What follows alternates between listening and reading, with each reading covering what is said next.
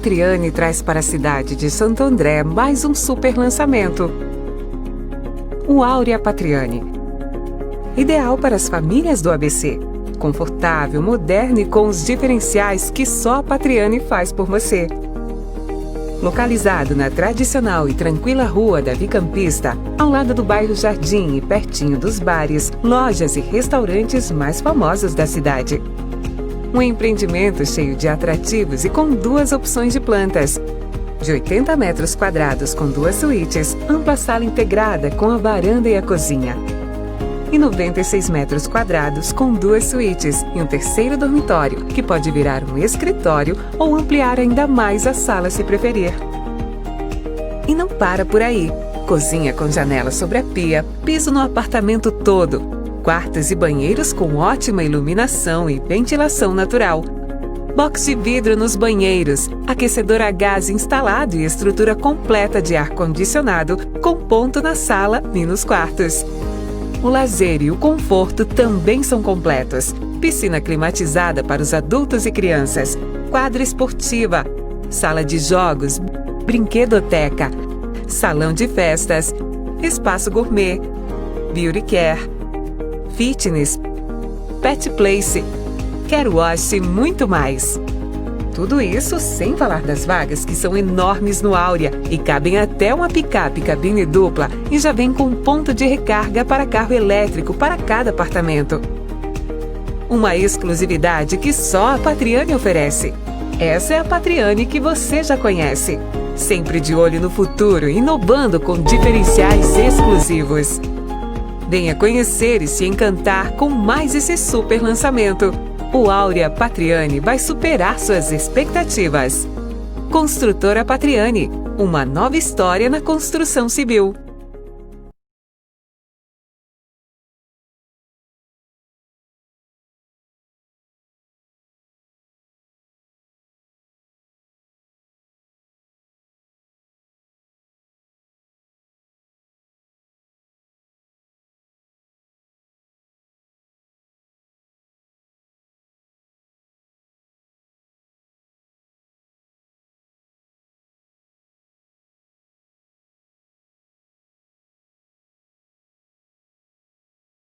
Muito bem, amigos telespectadores, amigas telespectadoras, eu converso agora com a professora Denilde Oliveira Roshacker, professora de Relações Internacionais da ESPM São Paulo, Escola Superior de Propaganda e Marketing.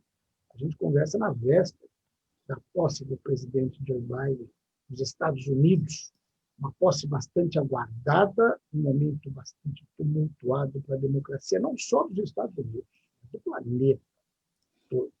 Não são daqueles atos violentíssimos contra a democracia que a gente viu de ataque ao Capitólio, de novas ameaças. Eu li uma entrevista dela que me chamou muito a atenção. Professora, a gente corre o risco de ver ainda amanhã alguns atos de verdadeiro terrorismo, de ataque à democracia? Olha, acho que da forma como a gente viu no dia 6, acho que não, Joaquim. Então, boa tarde para todos e obrigada aí pelo convite. Eu acho que não, porque a segurança aumentou muito, né? Foi um susto para todo o sistema de segurança americano. A gente viu que logo depois aumentou a pressão para procurar os principais ativistas, os mais envolvidos em toda a articulação daquela movimentação e da invasão que aconteceu. Então, teve muitas prisões. E no domingo, mas ainda é muito tenso, porque domingo 2 pessoas foram presas porque estavam armadas e próximas ao Capitólio novamente. Então, há um temor de ter algum tipo de ação desses grupos extremistas, mas também, por outro lado, você tem uma segurança muito maior do que a gente viu no dia 6. Então ainda há um grau de incerteza. O grande temor não é nem só o que vai acontecer amanhã, é como esses grupos vão permanecer ativos durante a presidência do Biden, né? Porque é resultado de uma lógica aí de anos de incentivo à violência, de incitação desses grupos contra os grupos opositores. Então há um grande temor de aí sim de como que isso vai ser gerido pela nova gestão e o que pode acontecer com esses grupos ainda se movimentando e armados, né? Esse é o grande problema. Sem dúvida nenhuma. E nessa entrevista tua, que eu tive a honra de publicar, inclusive no nosso portal de notícias aqui, o ABCD Real, vou te chamar de você, se me permite, né? Senão eu vou ficar bravo. Claro, né? por favor. Daí, você cita o discurso do Biden, quando ele fala, entre aspas, em curar essa polarização, né, que a gente vê não só nos Estados Unidos, mas vê aqui no Brasil também, vê em outros lugares do planeta. Eu pergunto, com o teu conhecimento de relações internacionais, essa polarização tem cura? Vai ser difícil. Tá? Ela não vai ser um processo fácil. Os Estados Unidos vive um processo de polarização e radicalismo muito forte. A gente sempre pergunta, mas são dois partidos, eles já são divididos naturalmente. Mas ao longo da história americana, eles sempre tiveram pontos de concordância. Você tem o moderado de um lado, os moderados do outro, e você tinha um ponto de concordância. Nos últimos anos, e a presidência do Trump, ela acirrou esse processo, se foi tendo cada vez mais de distanciamento a ponto das pessoas não se falarem, de grupos de romper, não é só na arena política, mas em toda a sociedade. E se a gente olha todas as pesquisas, elas sempre mostram, de um lado estão os democratas, de outro lado estão os republicanos, e são opostos de fato. Então, ele vai ter muita dificuldade em fazer esse processo, ele precisa construir uma unidade que não vai ser fácil. Ele começa um governo que ele tem maioria na Câmara dos Deputados, vai ter maioria no Senado, mas é uma maioria frágil, porque ela vai depender do voto de Minerva da vice-presidente. Então, ainda vai ser muito complexo esse processo de construção de unidade e chegar a capacidade de curar a todas essas feridas que foram sendo abertas. Qual que é a vantagem que eu vejo com relação ao Biden? O Biden tem uma experiência legislativa muito grande. Passou pelo Senado, né, num longo período como senador, foi vice-presidente, então ele não é um presidente que chega despreparado para o processo. Ele sabe como que funciona os jogos políticos em Washington e conhece muito as táticas dos republicanos e sempre foi conhecido por ser um político capaz de criar pontes. Então essa vai ser a vantagem que ele tem, de construir esse processo, conhecendo por dentro as engrenagens aí do poder em Washington. Legal. Enquanto você estava falando, eu estava lembrando, e a gente vê tanta bobagem nas redes sociais, em grupos de WhatsApp, gente disseminando cada... Ontem eu li alguma coisa de alguém que disse, um grupo de empresários importantes aqui do ABC, um deles escreveu o seguinte: esse Biden é comunista, ele é de esquerda. Dá para você definir, você já deu bem o perfil político dele, mas até a posição ideológica. Quer dizer, imaginar o Biden de esquerda é algo que só quem tem uma mente, acho que doentia, de ver esquerda em tudo, não? Eu acho que tem um erro aqui também, que é muito comum quando a gente analisa os Estados Unidos pela ótica brasileira, né? Então o que os americanos chamam de esquerda, para nós, ela estaria aí no centro do Brasil.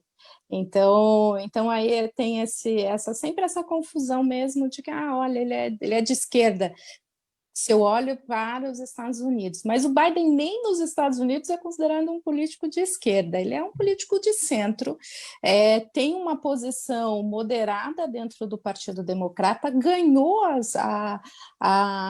o direito de ser candidato nas primárias, exatamente porque era um moderado, e aí os outros candidatos, aí sim, eram candidatos mais à esquerda dentro do partido, tinham que se posicionavam, mas ele tem que fazer um governo que vai ter que ser de diálogo, né? Então ele vai ter que dialogar com grupos dentro do partido mais progressistas e mais à esquerda, e com os grupos mais moderados dentro do partido. Então esse jogo entre essas duas alas dentro dos democratas vai ser parte da tentativa que ele vai ter de equilíbrio aí entre as forças.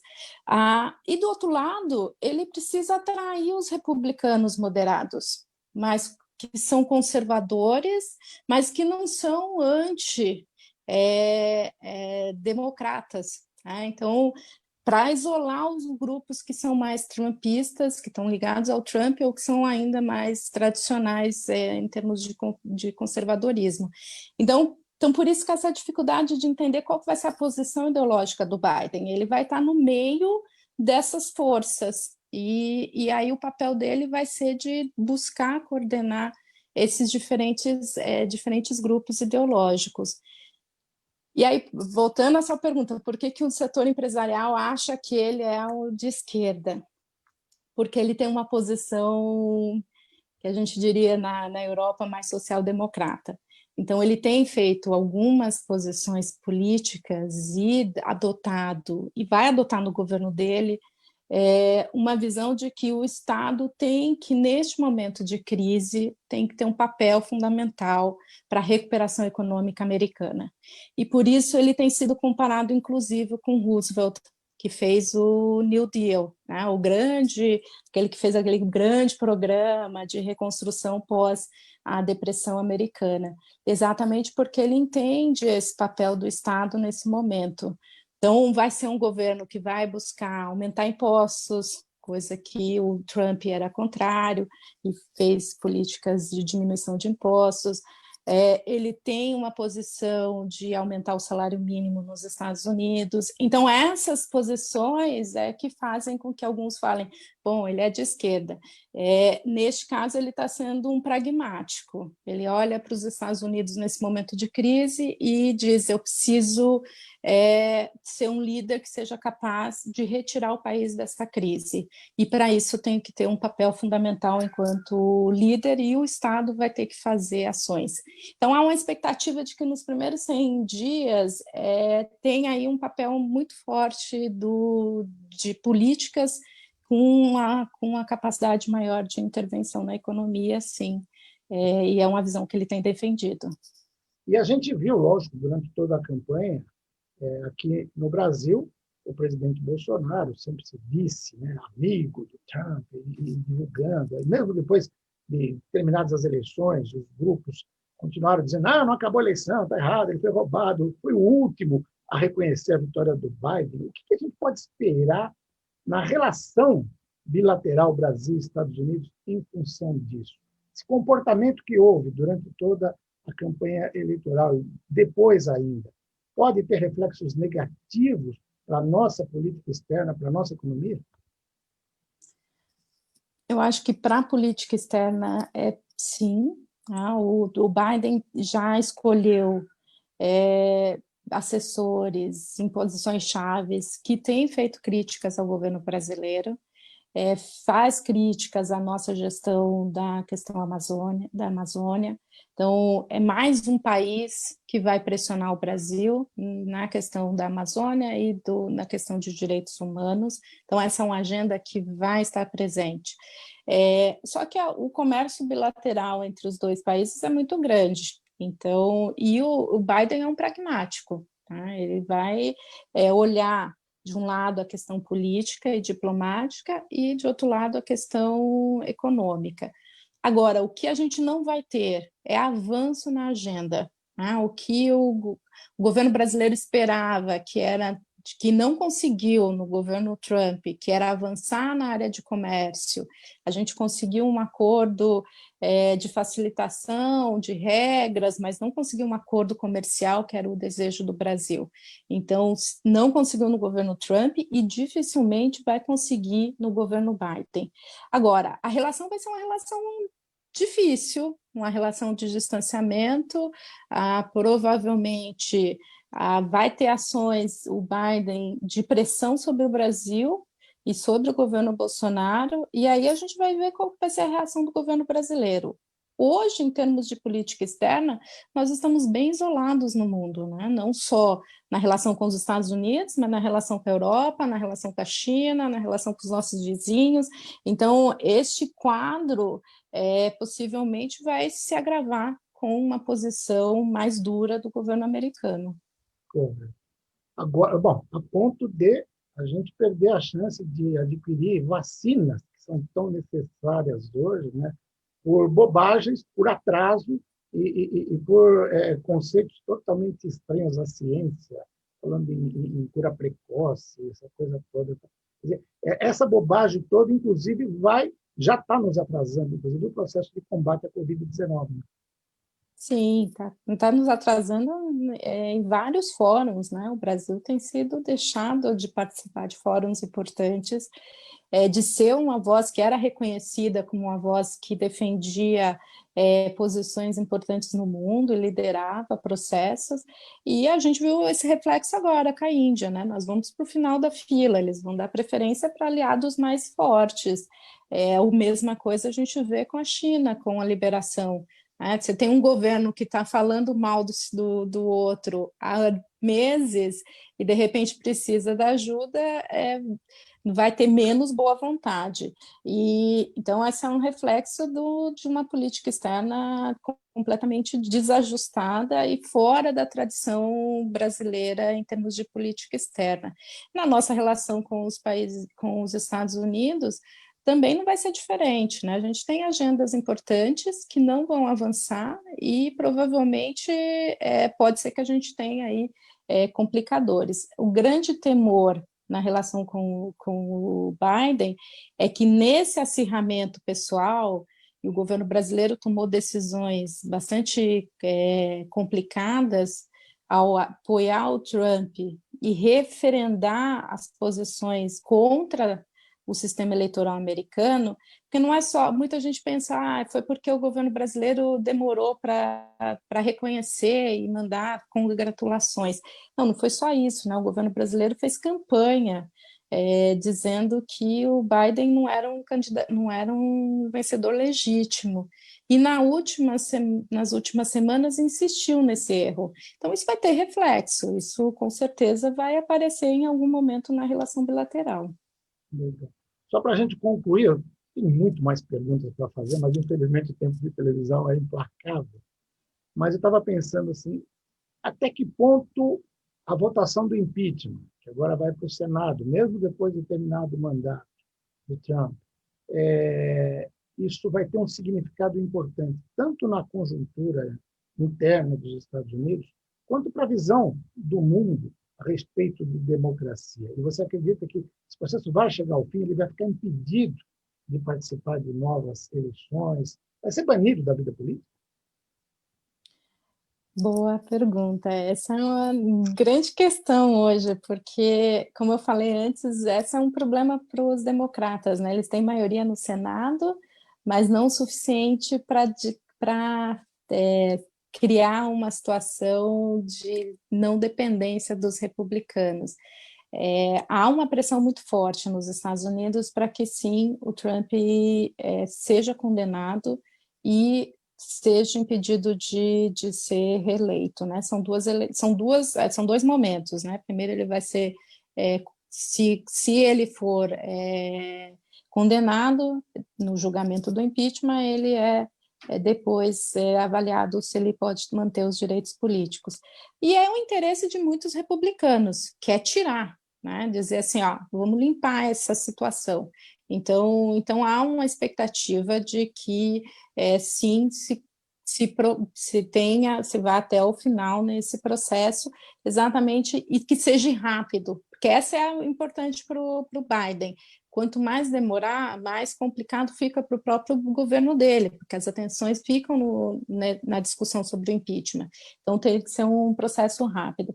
Agora, existem outros grupos, especialmente entre os conservadores, que acham que isso pode gerar ainda mais radicalismo no país. Então, que não seria nem bom para a própria democracia. Então, esse debate vai começar hoje, né? Está começando agora com a abertura dos trabalhos no Senado, e a gente vai sentir o clima para saber se exatamente qual vai ser das duas linhas que vai ganhar mais peso e consenso. Mas vai depender dos republicanos e como os republicanos vão entender esse papel e esse momento. Para o resto do mundo, acho que só do Trump já ter sido indiciado no processo de impeachment já mostra que ele perdeu nesse processo e que enfraquece o discurso dele e dos aliados ao redor do mundo sobre a forma como eles entendem a política e todo o processo, né, de envolvimento na política. Então, acho que ele já sai muito enfraquecido, ele perde, os aliados perdem, a extrema-direita no mundo perde já ela perdeu no dia 6 e depois perdeu com o avanço do processo de impeachment. Correto. Quem sabe a gente tem aí na frente o dia D da democracia. Isso aí. Aqui seria importante para todos. Professora, muito obrigado por ceder parte do seu tempo para essa entrevista. A gente vai falar mais vezes. Eu quero tomar a liberdade de te convocar para outras entrevistas. Quem sabe logo depois da posse, de analisar o discurso do Biden, se tiver à disposição, eu gostaria muito de contar com a sua colaboração. Muito obrigado. Eu que agradeço. Obrigada pelo convite. Então, tá bom. Obrigado e até a próxima. Professora Oliveira Roshacker, professora de Relações Internacionais da ESPM, a Escola Superior de Propaganda e Marketing, conversou com você.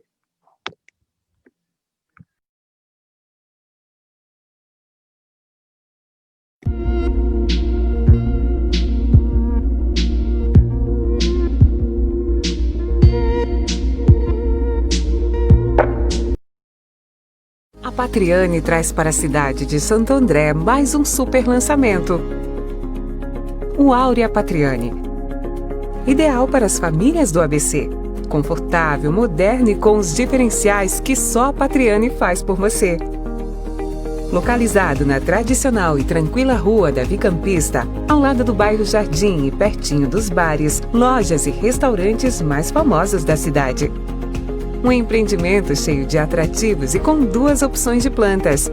De 80 metros quadrados com 2 suítes, ampla sala integrada com a varanda e a cozinha.